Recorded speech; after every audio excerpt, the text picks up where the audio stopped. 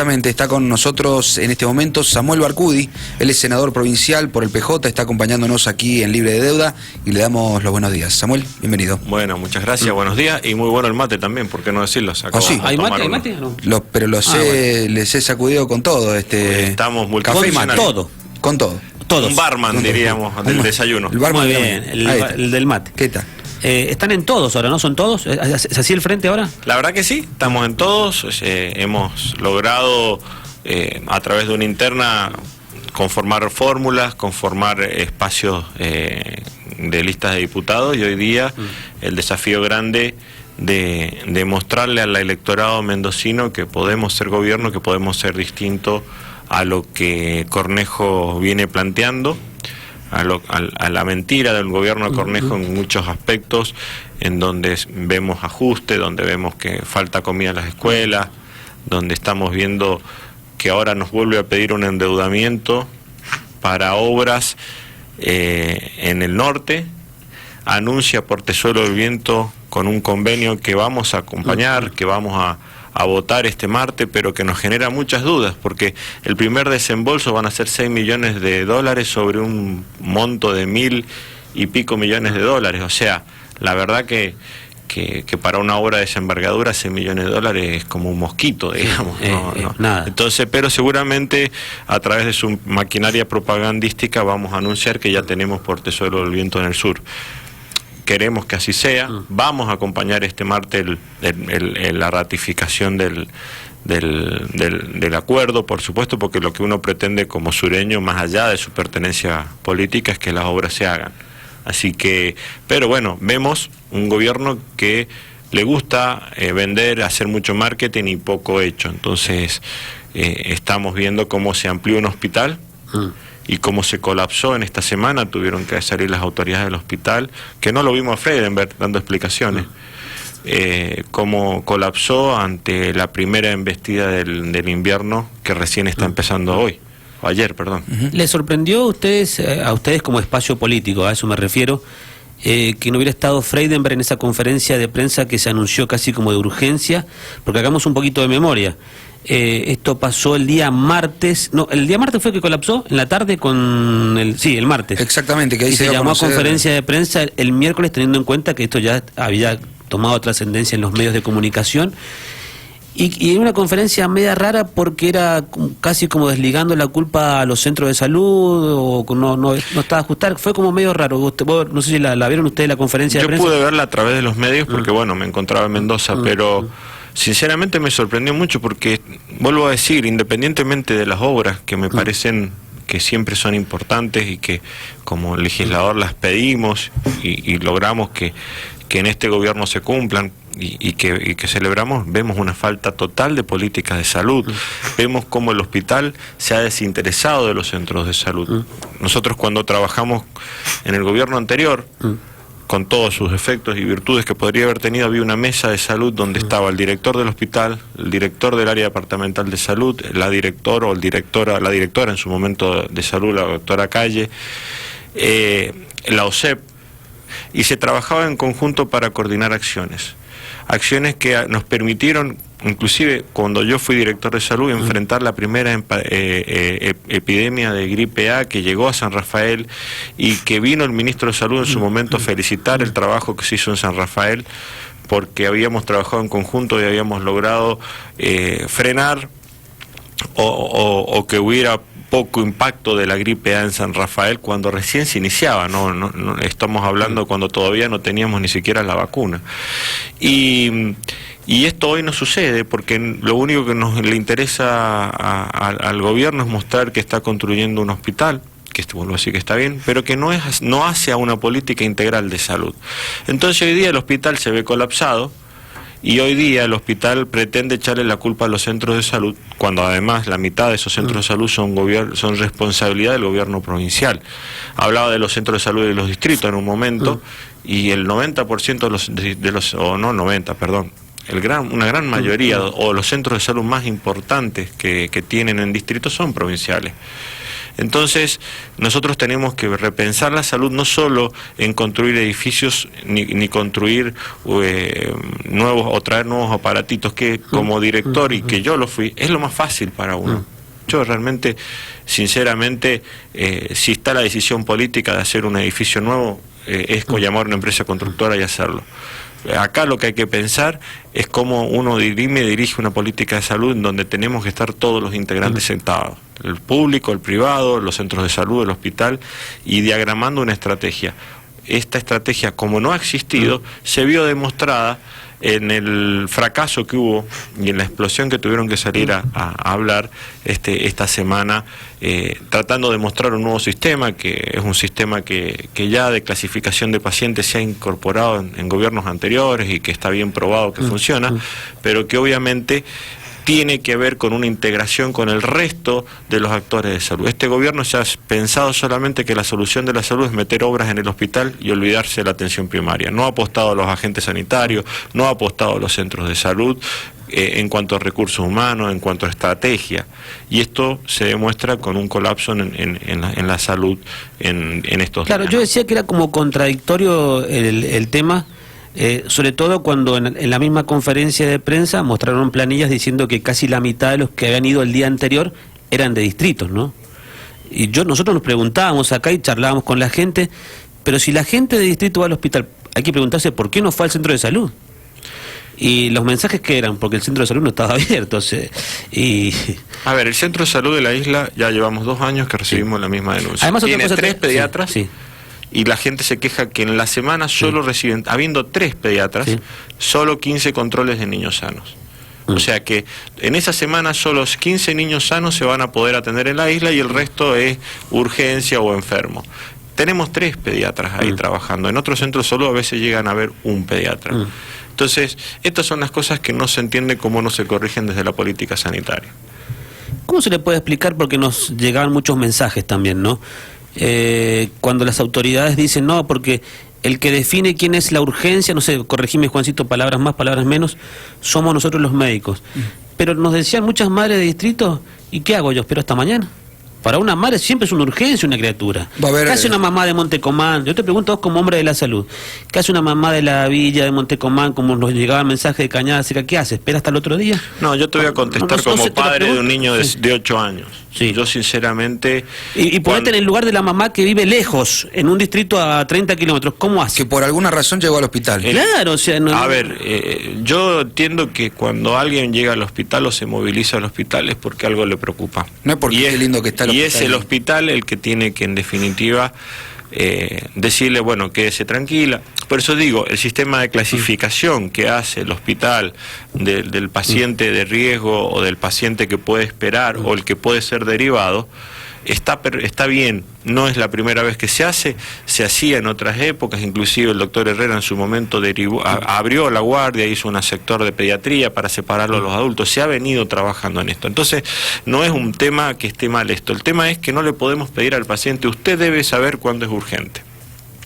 En realidad no es responsabilidad del paciente, y menos de una mamá que tiene un niño que está enfermo y que tiene una situación. En esto hay que tener cierta cintura, digamos, como funcionario, hay que saber entender. Yo sé que generar y bueno, y adecuar los mecanismos para que estas cosas que sabemos que suceden, sobre todo en invierno, cuando tenemos los picos de enfermedades respiratorias, tenemos los picos de fiebre. En realidad, el corredor epidemiológico, si uno lo ve, las zonas más críticas las tenemos normalmente en estos meses y después en agosto.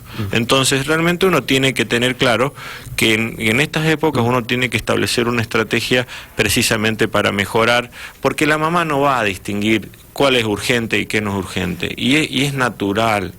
No es culpa de ella porque algunas no tienen los conocimientos suficientes, algunas son primerizas, y no hablar de un padre primerizo que ve a su hijito un poquito de otro color y ya estamos haciendo un escándalo, porque a todos nos ha pasado. Inclusive, además, te lo digo, en mi caso personal, no es lo mismo yo... trabajando como bioquímico y conociendo un poco del tema de salud, que como papá en mis primeras épocas. La verdad que era un poco rompepelotas, por decirlo de alguna forma. Sí, pero ¿qué pasa? ¿Qué pasa, no? Nos pasa a todos. Sí. Y no es responsabilidad del funcionario ayudar a la gente a distinguir y no decirle no venga, porque en algunos de los no venga puede ver algo serio. Y puede pasar lo que desafortunadamente pasó hace un tiempo atrás con un lamentable hecho. Entonces, la verdad que esto nosotros tenemos que estar dispuestos a atender y tenemos que corregir todos los problemas que tenemos sabiendo que la demanda se nos viene. Es como la marea, viene periódicamente, tenemos que estar preparados y no le podemos decir al paciente no venga. Vendrá, y nosotros le dijimos, mire, esto vaya y lo ve en el centro de salud, porque usted en esto lo puede ver su pediatra en el centro de salud, y quédese tranquilo que su bebé o su nene no le va a pasar nada. Este se va a quedar porque sí vemos que puede tener algún problemita. Pero estas son las estrategias que uno tiene que establecer y no salir como una cosa a decir, no hay que venir. Y acá el responsable de la salud, porque hasta ahora se ha mostrado así, yo con todo el respeto que le tengo al doctor Bergani, lo he visto poco, ha sido un laburante de adentro del hospital, pero el que ha estado dando la cara cuando están estas cosas, el doctor Feinberg, no lo vi explicando por qué no hubo una estrategia de salud al respecto. Sí, nosotros que somos el puente, el eco de la gente, sobre todo de distritos, ¿no? Es fuerte cuando la propia mamá te dice, mirá, yo vivo en Cañada Seca, ¿qué hago?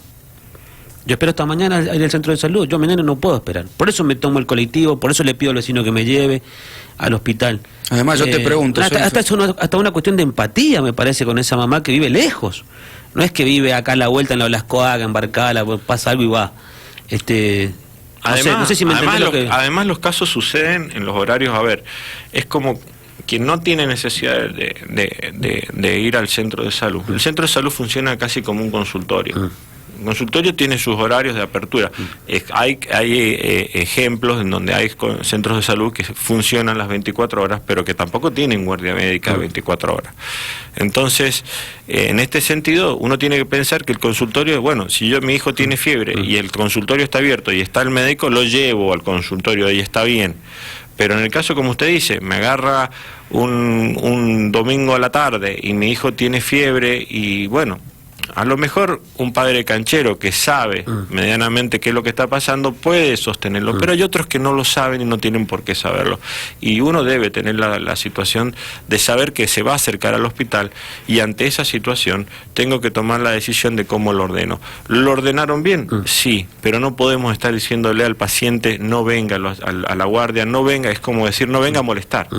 Nosotros tenemos que tener en la guardia la capacidad de resolver cómo clasificamos, como lo han hecho, como se ha venido haciendo en otras oportunidades, y a partir de ahí explicarle a la mamá, mire, vaya tranquila, mañana a primera hora, o yo le gestiono el turno en el centro de salud, y decirle, mire, mañana la van a atender en el centro de salud tal, va a tener turno. Lo que pasa es que hoy día no existe, acá tenemos por lo menos 3 patas en la salud, sino 4, que no están funcionando coordinadamente. ¿Por qué? Porque el referente, que es el referente de la salud a nivel provincial, no está convocando a todas las patas a abordar estas crisis. No se olviden que la municipalidad atiende mucho de la demanda de ciudad y la provincia atiende mucho de la demanda de distrito. Todo eso debería estar coordinado. Ni hablar de que podemos incluir a los CEP, ni hablar de que podemos llamar a las autoridades del círculo médico y de las clínicas para que cuando vienen estas marejadas podamos actuar coordinadamente. Hay que armar o volver a armar la mesa de salud que en algún momento supo funcionar. El doctor Bergani decía en la conferencia de prensa que cuesta mucho conseguir pediatras y nos decía, necesito 5 por día. Ayúdame, Juancito, 2 en la guardia, 1 en neo, 1 en la terapia pediátrica y 1 en la sala de internación de pediatría, o 2, bueno, 5 o 6. Sí, está exacto. Y les cuesta, y esto lo hemos hablado con muchos profesionales que nos dicen sí, que faltan pediatras. ¿Qué se puede hacer desde el gobierno para tener pediatras, Samuel? Y tienen razón. Bueno, pero ¿qué hacemos? Yo gobernador, ¿qué hago? Bueno, yo presenté un proyecto porque yo lo sufrí. Yo les di la respuesta o una propuesta ¿tiene que ver con plata o no hace la residencia? Tiene que ver con plata y tiene que ver con ciclos académicos, o sea, tiene que ver las dos cosas. Nosotros, obviamente que el gobierno es es el ejecutor de las políticas y en esto tiene que sentar. Nosotros presentamos un proyecto de ley en donde hablábamos de una cantidad de incentivos económicos para quienes realizaran carreras críticas que nos están faltando. Esto no es nuevo, ni le pasa a Bergani porque no. Esto viene de muchos años porque la pediatría no es una profesión que sea atractiva, sí, que normalmente no es muy rentable y además es más difícil y sobre todo, a ver, hablando en términos a veces duros, ¿no? Sí. A ver, a un médico clínico que por alguna razón se le muere o se le complica un adulto mayor, bueno, la gente lo toma un poco más diciendo, bueno, era grande, ya vivió su vida. Cuando se nos pasa alguna cosa con una criatura, es un trastorno para todos. Nos sentimos mal todos, en qué fracasamos, en qué hicimos mal. Y la sociedad lo juzga de esa manera también. Y la verdad que la profesión no es atractiva en esos aspectos, no es lo atractivo en lo económico, y bueno, la verdad que tienden a buscar especialidades. Pensaban traer pediatras de afuera, también se decía en su momento. Exactamente, buscar pediatras, pero bueno, lo que hay que intentar es ver cómo hacemos atractivo. Primero desde los espacios académicos, hay que convocar a las universidades y empezar a hacer énfasis en la formación académica para lograr que un caudal de estos de estudiantes de medicina se vuelquen hacia la pediatría y hacerla atractiva la pediatría como especialidad, que lo es y que a muchos les gusta, pero que después terminan decidiendo otra cosa, porque bueno, a ver, la gastroenterología, la endocrinología le permite un mejor pasar económico. Estoy hablando de dos, no quiero que sean esas ni que estigmatizar a esas dos, doy ejemplo. Y no la pediatría. Y lo otro es buscar políticas económicas de arraigo, ofrecer distintas formas, que en este momento no lo tengo bien acá el proyecto, pero nosotros lo presentamos para resolverlo. Pero esto que dice Samuel, ¿con quién estamos charlando, Juancito? Recordemos. Con Samuel Barcudi, senador provincial por el justicialismo local. Bueno, esto que no es nuevo, el tema de la falta de pediatras, yo recuerdo en su momento que charlábamos sobre este tema y también nos llegaban mensajes de gente que no tiene nada que ver con la medicina, de un comerciante o de un mecánico o ponerle de un ingeniero que nos decían, che, ¿no han probado con charlar con las universidades? Esto que vos estás diciendo, ¿no ha probado el gobierno de charlar con las universidades? Che, ¿qué onda? ¿Cómo aceitamos el tema ahí? No sé, con incentivos como lo que vos decís, no es tan difícil, o es difícil. Y la verdad que es una cuestión de gestión nada más. Pues si te lo está diciendo un comerciante que no tiene nada que ver con... Y te dice, che, no han probado charlar con... Nosotros hemos presentado la herramienta. ¿Cuánto ganamos? Nos cuesta muchísimo sacar un proyecto, porque no les gusta que salgan proyectos nuestros. Y bueno, pero ese es un proyecto que yo se lo expliqué muchas veces. Tratemos de ver, si no te gusta lo que yo he presentado, mejorémoslo. Siempre en la legislatura uno aprovecha, pero saquemos una herramienta que permita lograr mejores incentivos. Y la verdad que seguimos teniendo problemas en esto. No es fácil de resolver, tampoco hay magia en esto, pero si pero hay que empezar, Samuel, porque no hay pediatras. ¿Cómo hacemos?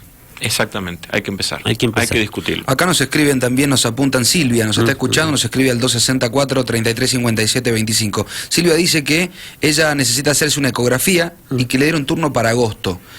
Que bueno, están casi como los jubilados que está escuchando desde el programa de esta mañana, y ella opina aquí que si en vez de tener semejante edificio sin profesionales, ¿por qué no le pagamos mejor a los médicos para que así quieran ir a trabajar? Bueno, opiniones, dice Silvia también, presenta un poco su problema. Agosto. Agosto la ecografía. Acá está el mensaje. Tiene razón en cuanto que hay que mejorar la gestión. En algunos casos son temas económicos, en otros casos es ver cómo encaramos al recurso humano para lograr mayor eficiencia también en estas cosas, ¿no? Y que tengamos más profesionales. Porque realmente no podemos tener un hospital que funcione en mediodía. Tenemos que tener un hospital que funcione. Y estas no son críticas a la gestión actual, porque esto es un problema que viene de la gestión anterior. No vamos a pegarle porque hoy estemos en un año electoral, sino que son problemas que hay que analizar y ver cómo resolver el tema del recurso humano. Vuelvo a decir, yo creo que está muy bien el tema de la ampliación del hospital. No voy a negarlo jamás, porque sería ser hipócrita. Y en esto me hubiera gustado que hubiera sido mi gobierno, sinceramente. Mi gobierno no, el gobierno de mi signo político, gracias a Dios no he sido gobernador todavía, pero me hubiera gustado que hubiera sido en el gobierno de mi signo político. Le toca al radicalismo hacerlo, los felicito en eso, pero tienen que mejorar en el tema de la gestión de recursos humanos, porque si no vamos a tener este problema de la caja vacía. Y en esto estamos dispuestos a colaborar, hemos presentado propuestas y esperemos que algún día, digamos, el oficialismo las escuche y no siempre haga oídos sordos en la legislatura, que solo se tocan los temas que le interesan al gobernador. Yo creo que acompaño lo que vos decís y tiene que ver básicamente con una cuestión de recursos humanos. Tenés 200 nenes para atender, pero tenés un semejante monstruo ahí con consultorios vacíos. No es un tema de la guardia que está colapsada porque es chiquita, es un tema de recursos humanos. Exactamente. Pues si vos tenés 200, ¿qué tenés que hacer? Llamás a 4 pediatras, vamos los 200 a consultorios externos que está vacío y los atendemos a todos ahí. Y yo un poco me pregunto también, o sea que no es una cuestión es una cuestión de recursos humanos. De recursos humanos. Si yo tengo centros de salud en los distritos, si no tengo personal ahí, me pregunto y pienso, digo, ¿cómo voy a llenar de profesionales un hospital de tal magnitud? Es un poco la pregunta que por ahí surge en diferentes áreas o en diferentes cuestiones, ¿no? Es más fácil llenar el hospital que los centros de salud, porque el médico le gusta moverse sobre la ciudad y más que ir a los distritos. ¿Les cuesta a los médicos ir a los distritos? Le implica, y es muy difícil. A ver, en esto a mí me costó muchísimo, a las gestiones que yo he venido acompañando también les ha costado muchísimo porque, a ver, tienen que mover, no es lo mismo ir de tu casa acá en el barrio Nimeb al hospital Chistacó que poner el auto para irte 2 o 3 veces a la semana a la villa, a Malvinas, a Real del Padre, a Villatuel, que implica que quizás cobras lo mismo o un poco más, a lo mejor es un poco más, pero implica gastar en nafta. Hoy la nafta es terriblemente... Y el tiempo también, el tiempo del viaje. El tiempo del viaje, el riesgo. Muchas veces hemos tenido situaciones en donde profesionales se han tenido pequeños accidentes, gracias a Dios nunca hemos tenido un problema, pero bueno, esto es parte de la lógica de que San Rafael tiene una amplitud territorial tan grande que es muy difícil llevar profesionales. Por eso vuelvo a decir, no es solo una crítica porque hoy día lo que vemos es que no encaramos, como usted bien decía Silvio, el problema desde la raíz, de ponernos a trabajar todos, de volver a armar una mesa para ver, a ver, vos tenés un pediatra acá, ¿cómo lo compartimos? Para poder trabajar entre este centro de salud provincial y este municipal. Vos tenés el hospital, está Pueblo Diamante atrás. ¿Por qué no tratamos de reforzar Pueblo Diamante a la tarde entre la provincia y el municipio para lograr tener una especie de consultorio externo en Pueblo Diamante para que no todo lo que va a la guardia? Porque además el paciente tiene la tendencia a ir al hospital por 2 cosas. Primero, porque sabe que ahí va a estar el pediatra seguro. Y segundo, porque si el médico le pide una placa, un análisis o algo, un estudio particular, sabe que lo tiene en el hospital y que a veces en el centro de salud estas cosas no están disponibles. Entonces, la tendencia del paciente siempre va a ser ir al hospital. Nosotros tenemos que establecer estrategias para resolver de que el centro de salud, pero si no se hace con una estrategia en común, como hoy falta, como no la hubo desde hace mucho tiempo, desde que asumió este gobierno, y vamos a seguir teniendo estos problemas. Por último, y le agradecemos por venir al senador Samuel Barcudi, se aprobó esta semana este proyecto relacionado con lenguaje de señas en los colegios, ¿no? Sí, la verdad que después de mucho tiempo y mucho pelear, por eso a veces cuesta, ¿no? Se aprobó la inclusión en los niveles iniciales, primarios, principalmente del lenguaje de señas para que los chicos empiecen a aprender.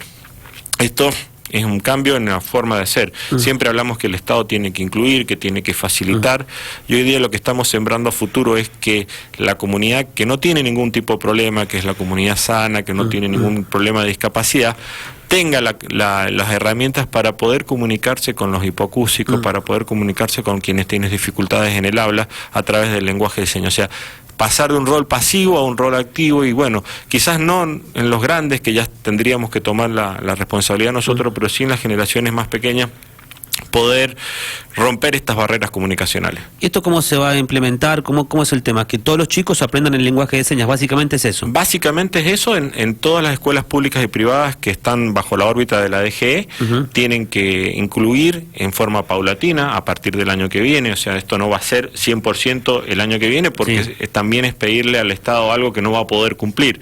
Pero sí tiene que cumplir que en forma paulatina y a lo largo de un periodo razonable de tiempo, todas las escuelas de la provincia de Mendoza deben incluir en su currículum la enseñanza del lenguaje de señas. ¿Como una especie de materia más? Nosotros lo habíamos planteado como una materia más, el oficialismo no aceptó esa propuesta, así que que sí se va a incluir como un tema dentro de las actividades de la currícula de la Dirección General de Escuela. ¿En qué materia específicamente? No me lo dijeron, pero lo van a hacer vía reglamentación y a través de la misma DGE, será en lengua, en algún taller especial que se haga, digamos, en forma periódica dentro del aula. No sé, eso nunca me lo respondieron, pero bueno, la obligación la van a tener y le vamos a dejar a la Dirección General de Escuela que decida cómo. Bien, ¿esto es que jardín y primaria? Jardín y primaria. O sea que el chico a los 12 años, cuando sale de la primaria, tiene que saber lenguaje de señas. La verdad que pretendemos que lo sepa, al menos que sepa los rudimentos. Sí.